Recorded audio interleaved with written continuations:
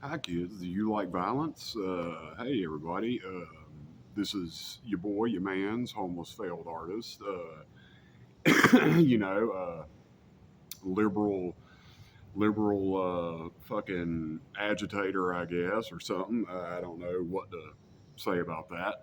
Um, Today's video is going to get kind of heavy, so you have been warned that this is going to be a heavy topic video over something that I feel like, a lot of people should be talking a lot more about, but especially, as of right now with the starvation going on in Gaza, the Gaza Strip, and some of the shit that's been popping up on TikTok, some of the things that have been popping up on TikTok from um, basically, uh, the resources that are on there, or some of the people primarily who worked for the feeding stations, I guess, for the Palestinians in the Gaza Strip and spoke on the actions of the Israeli forces that were nearby that basically were allowed to tear gas, throw stun grenades at the people coming to get food, stuff like that.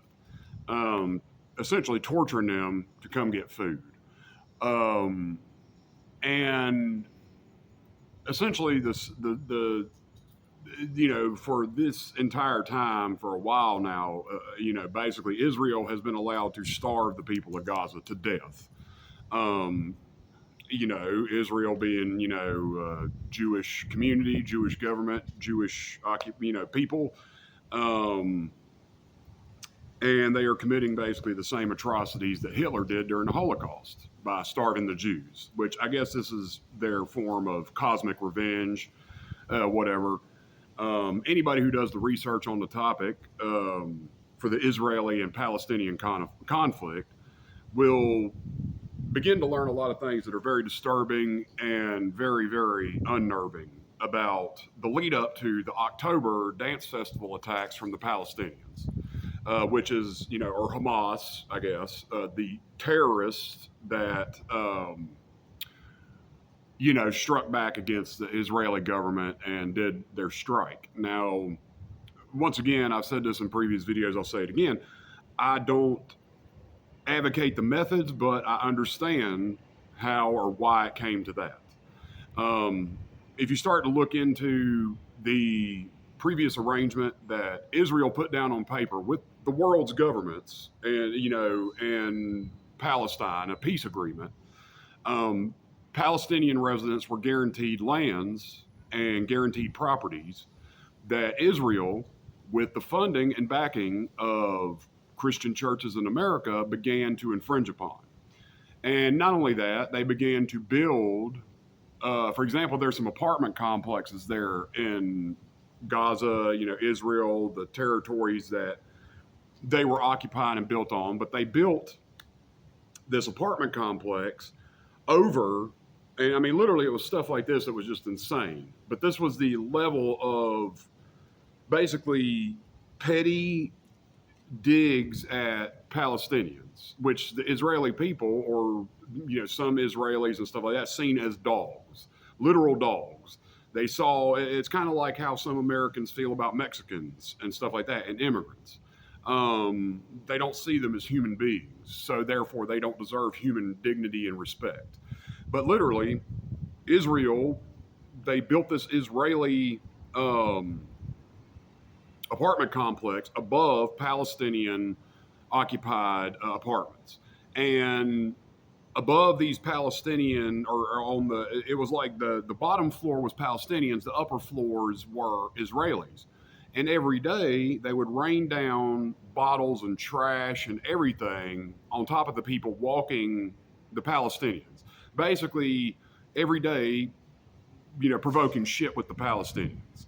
Um, the Christian funded settlements, Israeli settlements, which look a lot like white gated communities, spread and infringed upon Palestinian land. Once again, this was Christian funded organization. It's Christians for a United Israel, I think is the name of the organization. It's Zionist, and it's not all Christians. It's certain sects of Christianity.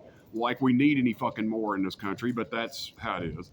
Um, They paid for Israeli settlements to infringe upon Palestinian land.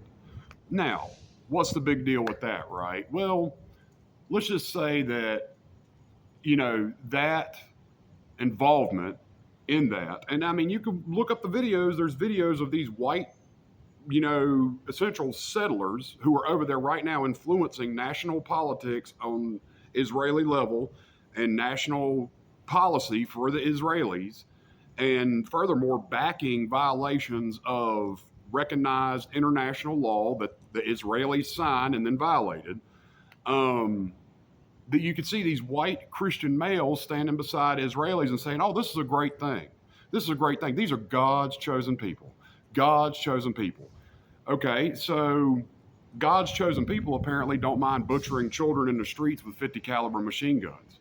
God's chosen people don't mind bombing hospitals. God's chosen people apparently do not mind starving children to death and people to death.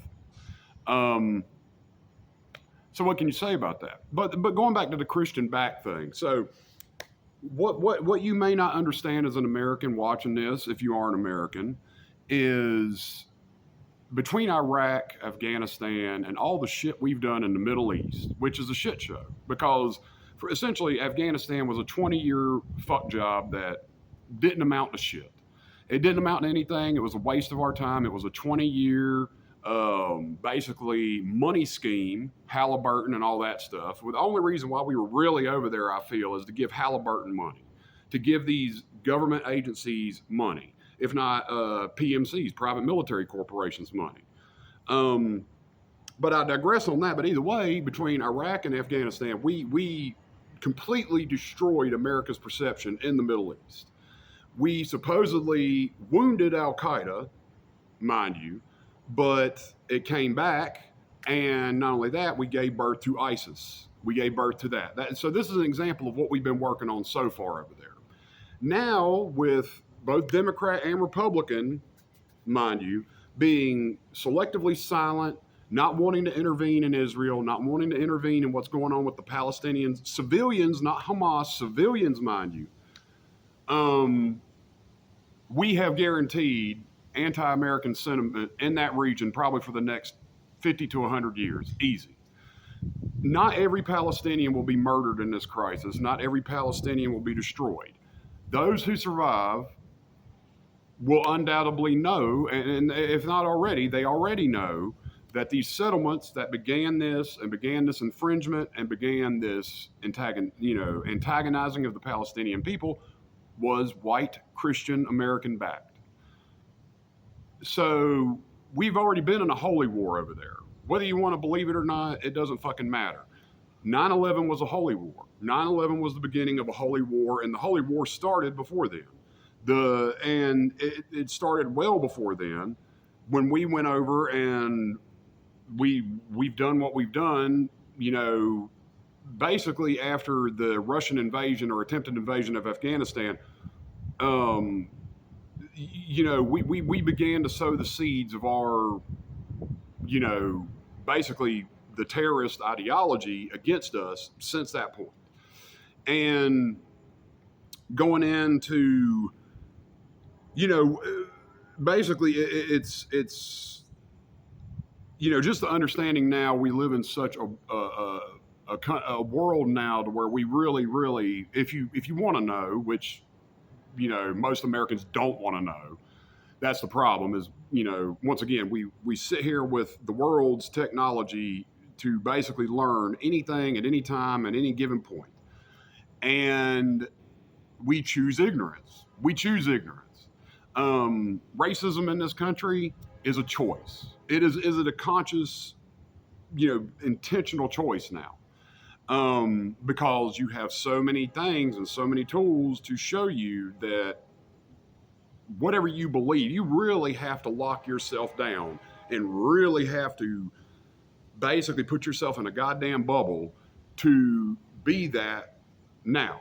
I mean, I'm sorry, but that's the case, because there's so many examples of people of color, different minorities, whatever, throughout the internet doing things that go against any kind of stereotypical trope, that it just literally is something you have to choose. And with all this, you can look up and you can find every bit of information now on basically the transparency of what happened in Afghanistan, what happened in Iraq, what our soldiers went through, how they were denied engagement to enemies, how basically the Afghani front was not pushed when it should have been pushed, that we basically let Al Qaeda still, hold most of the country, and ISIS hold most of the country, and we did not advance for some reason. Our troops were told to stay back, only to abandon it, which doesn't make a damn bit of sense because we should have crushed them.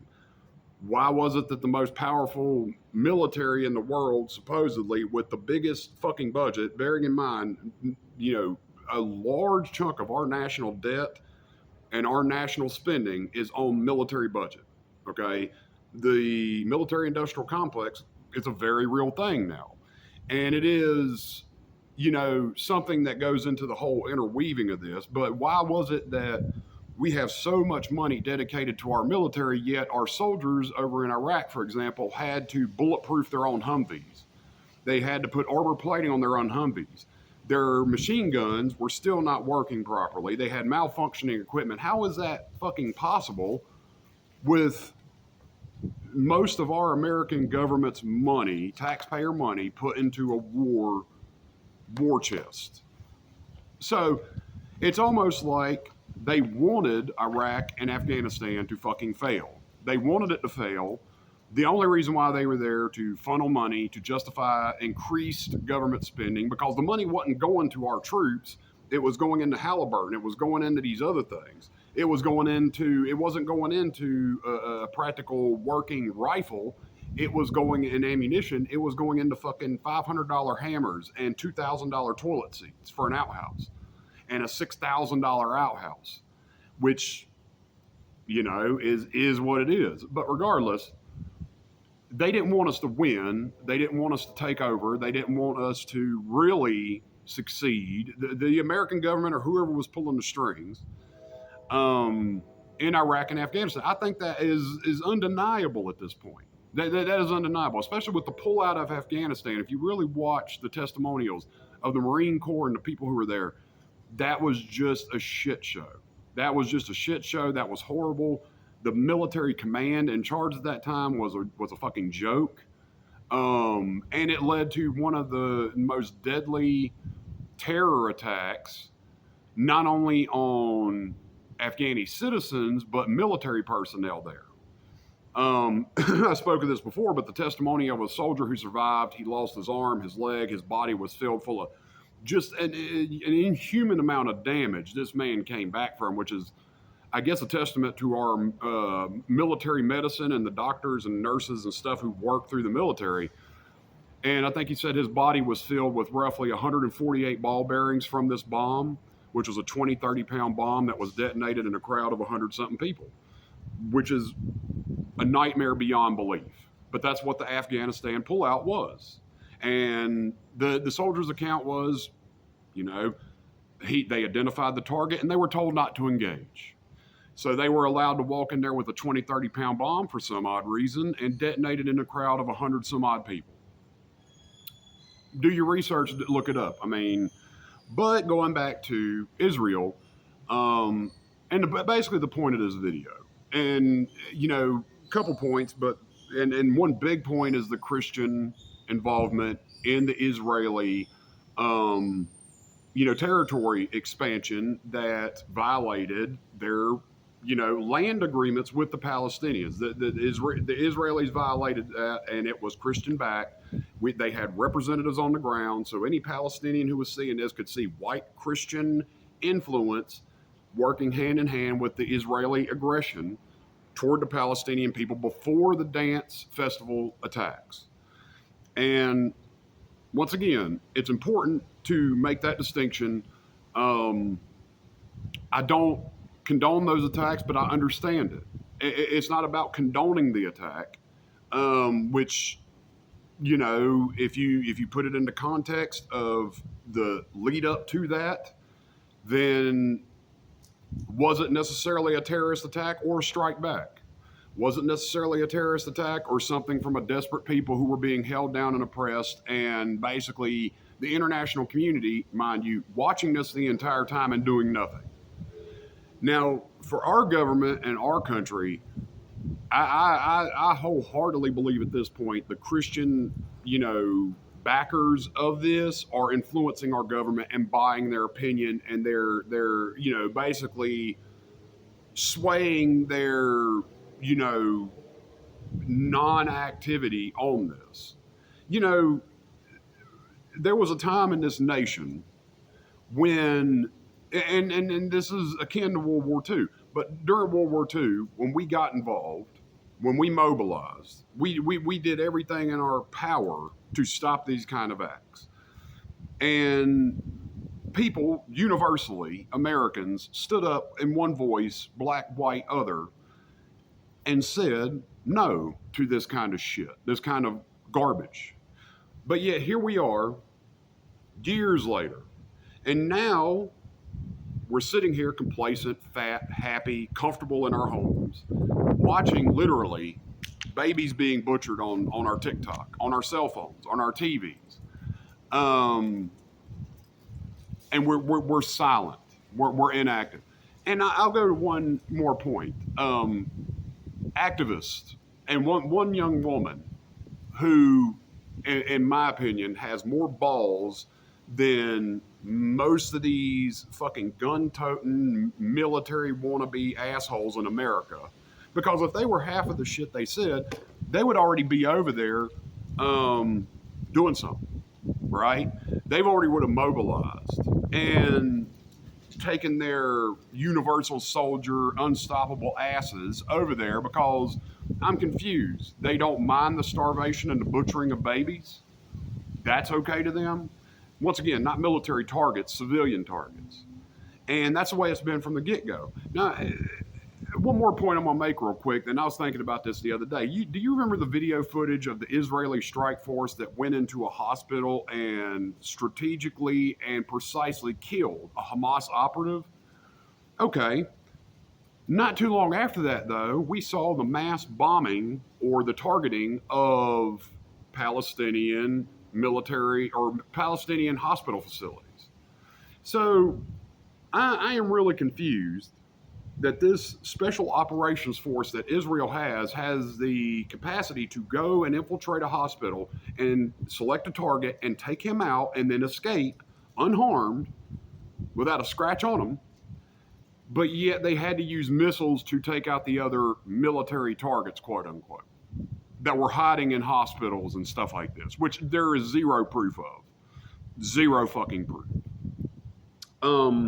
Netanyahu has done a good job over the years as well to say that any kind of dissension or bad word you have to say about Israel is anti-Jew. You hate the Jews if you say anything about the shit we're doing. That's not the case.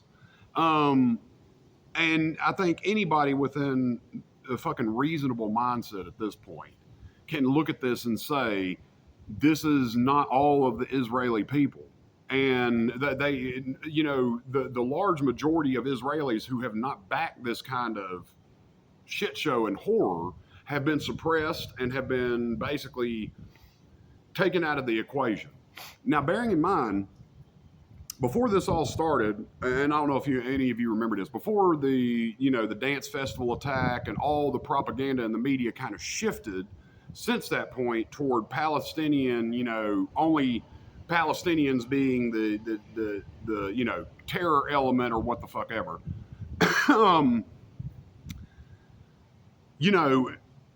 Remember there was a point in time back then when there was simultaneous reporting on Israeli terrorist factions and Palestinian terrorist factions.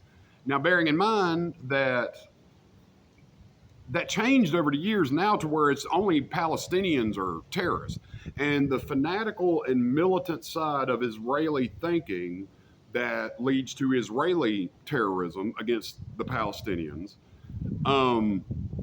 has been suppressed. And now that's just Israel. That's just portrayed as all of Israel. And all of Israel backs Netanyahu, which is not the case. And even here in the States, we've had Israeli protesters, Jewish protesters who are against everything that's going on. And with all this, and with all this being said, bearing in mind, not a goddamn thing has happened in the Gaza Strip. Nothing. And we've allowed it to propagate. And that's why I say, and the name of this video is going to be, we are all to blame for Gaza. All of us. Every single fucking person with a mobile device, access to TikTok, access to the internet, is responsible for what is going on to the Palestinian civilian in Gaza. Point blank, fucking period. And going back to, one of the bravest young women and on the planet. And I know some of you are like, she's just, doing this. And some assholes out there are like, they're just doing this for Instagram likes and posts. No, that's American thinking. She is actually foreign. She's not American. Now, if they were American, maybe, and, there was some Americans who were on the boats that were captured. But this was one of the second attempts of a small contingent that had gone out there and tried. And these are just normal people who got together, unified, and said, fuck this. And they grabbed a couple of boats and they said, we're going to just ride up to the goddamn shore and do what we got to do. And then the Israelis, of course, captured these terrorists trying to bring fucking diapers and baby wipes to the Palestinians. How fucking dare they? How fucking dare these assholes break international water, violate these government laws like the Israelis did, and try to assist dying and desperate people who are not military targets, but yet are treated daily as military targets. And our government knows this. And, once again, I'm not going to put this on Trump. I'm going to put it on both parties. Both parties have turned a blind eye to this, the Democrats and the Republicans. But we are all to blame for it. We're all to blame for it. And not only have we seen it, but we've allowed it. And we haven't put pressure on our governments enough. We haven't mobilized enough. And, that's just going to be what it is. We can't resurrect the dead. We can't resurrect the dead children. We can't resurrect the butchered civilians, and it's not done. And let me remind you, some of this shit has not been done in any kind of humane way. This has been the most horrific versions of murder and brutality that the world has ever seen. If you look into how they've been killing Palestinians, the starvation is just one tactic. And once again, Israeli forces working in conjunction with the food people handing out whatever the hell at these food points have been terrorizing the people showing up. So people come to collect food, and along the way they are hit with tear gas, they are hit with stun grenades, they are hit with fucking whatever, some of them, I guess, shot. I mean, at this point, there is no accountability on the Israeli side, or the more demonic, monstrous people of Israel and the Israeli forces. And that includes me in this whole thing because, and I mean, I have to admit, this entire, and it's very hard because, and I want people out there to appreciate just how many Americans right now and how many people in our civilization, in our country, who don't go out there and wage war against the oligarchs who run this nation, the billionaires, the fucking corrupted government, the fucking corrupted real estate, the corrupted everything in our American system, and foreign governments should be very grateful that those people have a shred of fucking sanity and a shred of dignity still left to not do something fanatical or radical. And this whole situation with Gaza Strip and everything like that, and seeing what's happened to these people, it's really hard not to become radicalized. It's really hard not to become just fanaticized against a government that at one point in time, once again, before it was corrupted and bought and just became a bunch of money men and women who care more about looking good on camera. And, ironically, they don't make that much money in the government service, but yet they pull up in brand new goddamn Cadillacs wearing Gucci suits. Right? So that don't make fucking sense. I mean, anytime you go outside of, go to some of your local government meetings and stuff like that sometime and see what these people pull up in. And I think the same laws should be applied to them that's applied to drug dealers in this nation. If a drug dealer has a money laundering job at Walmart making $15 an hour, he goes out and buys a brand new Cadillac. Well, guess what? He pops up on an FBI watch list. But for some reason, our government officials, that doesn't apply to them.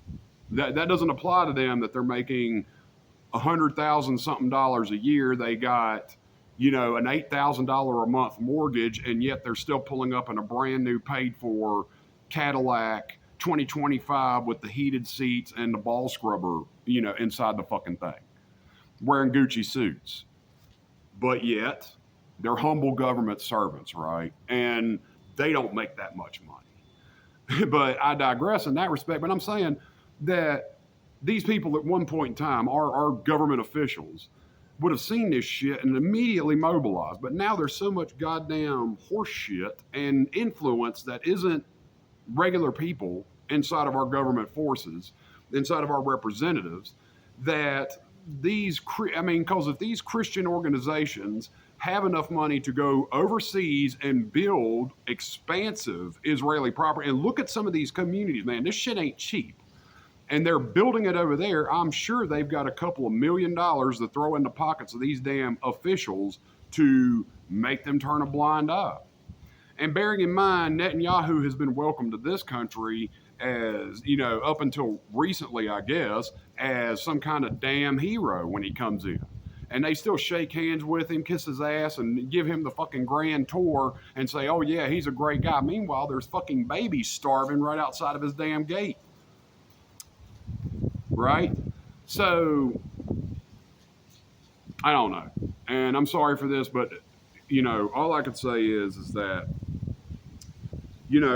much respect to Greta Thunberg, I guess, Thunberg. Sorry if I mispronounce her name. But once again, this young woman, has showed more balls, character, conviction, morals, and bravery. Because trust me, those Israeli soldiers over there have no quarrels about sexually assaulting a young woman if they so choose. And if they wanted to make Greta disappear or brutalize her, trust me, and she knows that. And she is very aware of that. And despite all that, and that goes for the people on the goddamn boats too. But despite all of that, knowing that, basically they could be abandoned by their governments, because God knows the American government's not going to step in if Americans die. But they're really not over there, because Netanyahu owns them. He owns our government. And that's because, like I said, I can only fathom the reason, and that is because of Christian influence on our government officials. It has to be. And I think, honestly, too, if we could prove a case, if the United States government starts to investigate Netanyahu and the international government starts to investigate Netanyahu, and these ties are brought back to Christian-funded organizations, I think that largely, period, the tax breaks for any of the churches in this nation should be ended. They should have been ended a long time ago, because clearly they are having an influence on our government. So the separation of church and state no longer exists, regardless of what people feel. In a Christian-controlled country, their influence is there. So their tax-exempt status should be taken away immediately because of that. But now they're actually going into foreign policy and foreign governments and paying for them to do war crimes and to basically do inhuman things. And you can look it up. Like I said, if you don't believe me, fucking look it up. It's there. That's the video. And let's all get together and try to do better.